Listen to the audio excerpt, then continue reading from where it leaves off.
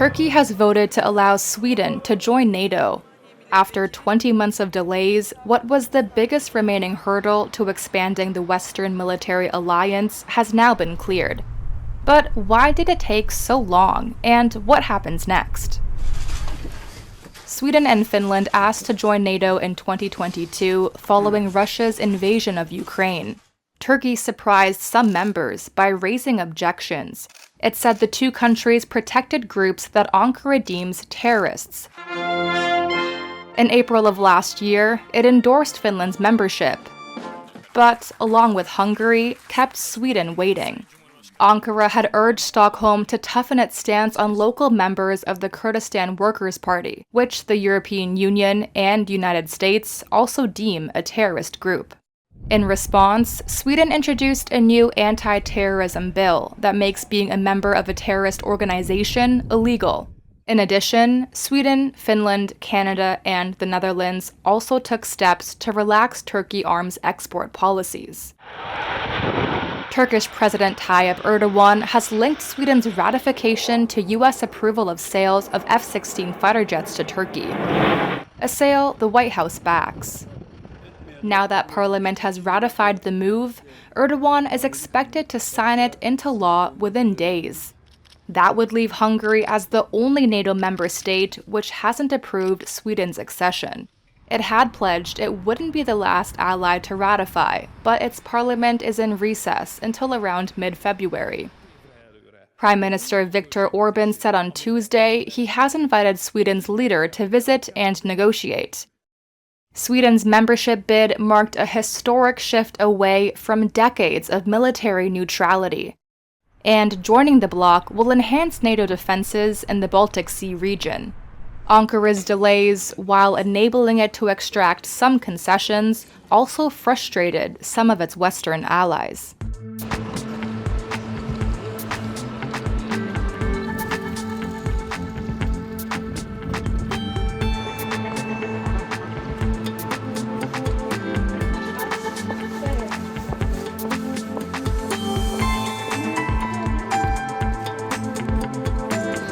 I got my PhD from this university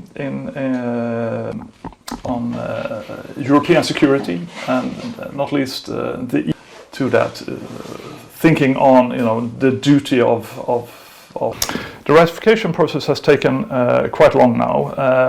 In my impression, mainly because the Swedish membership issue has been tied to the relations between Turkey and the United States.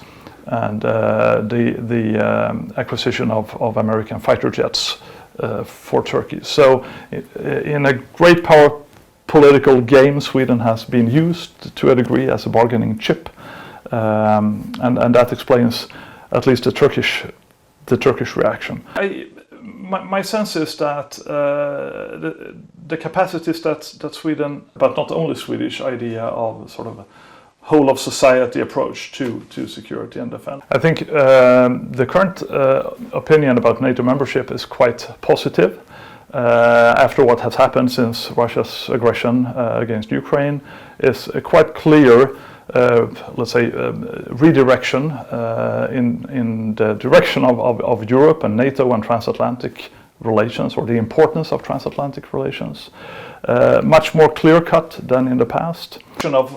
Of travel here is important and decide. We have seen a prolonged process here of what some would call, I guess, humiliation, that Sweden again has been used for purposes, for great power purposes, and that has not been, I think, easily taken by parts of the Swedish public.